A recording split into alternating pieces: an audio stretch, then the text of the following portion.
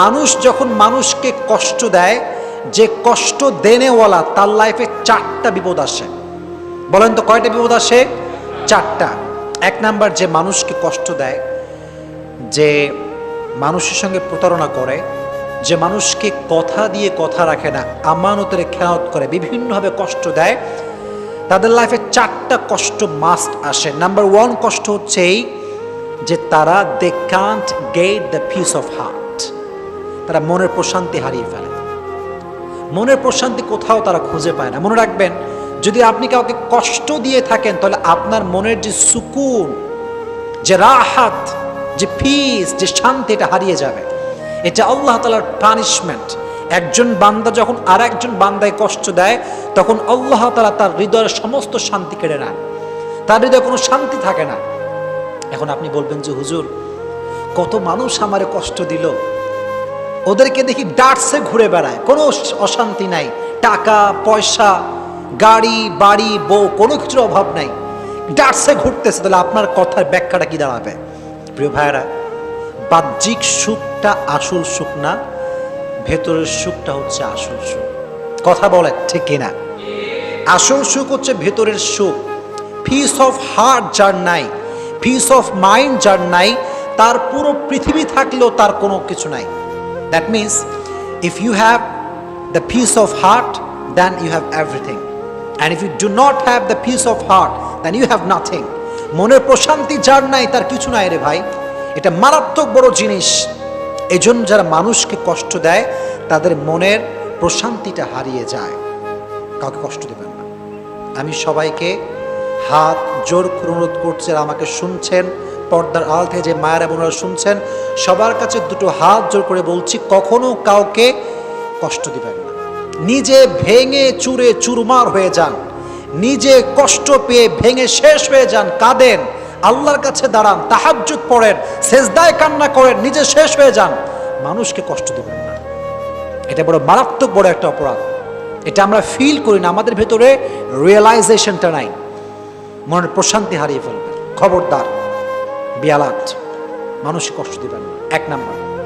2 number যে বিপদ আছে সেটা হচ্ছে এই, যারা মানুষকে কষ্ট দেয় তারা তাদের লাইফ থেকে অনেক দামি একটা জিনিস হারায় ফেলে। এটা আমি আমার রিয়েল এক্সপিরিয়েন্স থেকে বলছি, দেখে বলছি, বুঝে বলছি। যারা মানুষকে কষ্ট দেয় তারা তাদের লাইফের সবচাইতে মূল্যবান জিনিসটা একটা সার্টেন পিরিয়ড সে হারিয়ে ফেলে, হারায় যায়, বুঝেও না, মানুষ টেরই পায় না, আল্লাহ কেড়ে নেয়। এটা করবেন না। যদি নিজের ফেভারিট জিনিস হারাতে না চান, প্রিয় জিনিস যদি হারাতে না চান, মানুষকে কষ্ট দিবেন না। এটা খুব খারাপ, এটা খুব মারাত্মক জঘন্যতম অপরাধ। কোরআনে আল্লাহ তাআলা বলেছেন, ওয়াল্লাযীনা ইউযুনাল মুমিনিনা ওয়াল মুমিনাত বিগাইরি মাকতাসাবু ফাকাদ ইহতামালু বুহতানান ওয়া ইসমান মুবিনা। যেই বান্দারা একজন মুমিন বান্দাকে অথবা একজন মুমিনা বান্দিকে কষ্ট দেয়, তারা প্রকাশ্যে গুনাহ বহন করে। কোনো কারণ ছাড়া দেখবেন মানুষ মানুষকে ব্লেম করে, অপবাদ দেয়, তহমত দেয়, অথচ সে অপরাধটা করেই নাই সে। আল্লাহ বলছেন তারা প্রকাশ্যে গুনাহের বোঝা বহন করে। কষ্ট দিবেন না, কাউকে কষ্ট দিবেন না। নিজে কষ্ট পেয়ে শেষ হয়ে যান, কান্দেন, পাগলের মতো চিৎকার করেন, যাই হোক না কেন, মানুষে কষ্ট দিবেন না। 2 নাম্বার বিপদ। 3 নাম্বার যেটি ঘটে সেটি হচ্ছে এই, যে মানুষকে কষ্ট দেয়, মানুষের মন থেকে আল্লাহ তাআলা তার ভালোবাসা দূর করে দেয়। যদি আপনি আমাকে কষ্ট দেন, আমি কষ্ট পেলাম, অনেক কষ্ট পেলাম, আপনি মনে রাখবেন এটার ব্যাড ইফেক্ট যেটা আপনার লাইফে ঘটবে সেটি হচ্ছে এই, মানুষের মনে আপনার জন্য কোনো ভালোবাসা থাকবে না। এরকম আপনি দেখবেন যারা সমাজে মানুষে গালি দেয়, রুড বিহেভ করে, এদের থেকে মানুষ অলওয়েজ ডিস্টেন্স মেনটেন করে চলে। ওদের কাছেও মানুষ যায় না। কারণ কি জানেন? আল্লাহর ধরা সবচেয়ে বড় ধরা। আল্লাহর ধরার মতো বড় ধরা পৃথিবীতে আর কোথাও নাই। এই জন্য যখন মানুষকে কষ্ট দিবেন, মানুষের হৃদয় থেকে আল্লাহ তাআলা আপনার প্রতি যে রেসপেক্টটা ছিল, যে সম্মান ছিল, যে লাভ ছিল, এটা আল্লাহ দূর করে দেবে। এটা হচ্ছে 3 নাম্বার বিপদ। আর last and final, and that is very dangerous, very dangerous. সেটা কি?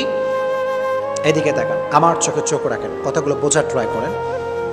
যখন আপনি মানুষকে কষ্ট দিবেন, কবরে আপনার তওবা করেছেন, আল্লাহর কাছে কান্নাকাটি করেছেন, তাহাজ্জুদ পড়েছেন, আজীবন আল্লাহর কাছে তওবা করতে করতে আপনার সব গুনাহ মাফ হয়ে গেছে। মাশাআল্লাহ, দ্যাটস ভেরি অ্যামেজিং। সব মাফ হয়ে গেছে, খুব ভালো। কিন্তু যদি আপনি মানুষকে অজান্তে কষ্ট দিয়ে থাকেন, এই গুনাহটা ক্ষমা হবে না। এটা ক্ষমা হবে না, বিকজ হক যেটা আছে এটা দুই প্রকার। একটা হচ্ছে হকুল্লাহ, একটা আল্লাহর হক, আর একটা হচ্ছে হকুল ইবাদ, বান্দার হক। আল্লাহর হক, নামাজ পড়েন নাই, তওবা, ক্ষমা করে দিবে আল্লাহ। আপনার আল্লাহর হক, সামর্থ্য হয়েছে হজ করতে হবে, করেন নাই, আল্লাহ ক্ষমা চাই, তওবা করলাম, আল্লাহ আবার করব, আল্লাহ মাফ করে দিবে।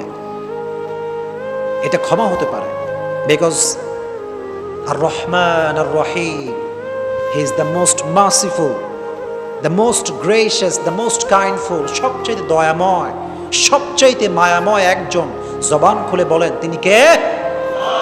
আল্লাহ হচ্ছেন সবচাইতে মায়াময়। এটা ক্ষমা হতে পারে। বাট হকুল ইবাদ, বান্দার হক, বান্দা ক্ষমা না করলে ক্ষমা হয় না। This is very dangerous. This forgiveness depends on the person whom he has offended.